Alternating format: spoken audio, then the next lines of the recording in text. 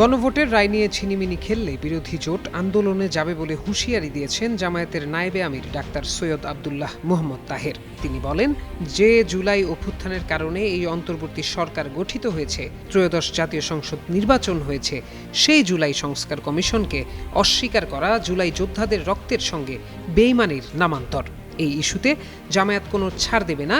তিনি বলেন, সবার উচিত সংসদে জুলাইয়ের চেতনা বাস্তবায়ন করা। জাতীয় দৈনিক মানবজমিনকে দেয়া এক সাক্ষাৎকারে ডাক্তার তাহের এসব কথা বলেন। সিঙ্গাপুর সফররত ত্রয়োদশ জাতীয় সংসদের বিরোধী দলীয় উপনেতা আব্দুল্লাহ মোহাম্মদ তাহের, আমার একান্ত এই ভুবনের সঙ্গী হয়ে থাকে শুধু স্টেলা। এই সাক্ষাৎকারে সদ্য সমাপ্ত জাতীয় সংসদ নির্বাচনের সার্বিক বিষয় তুলে ধরেন।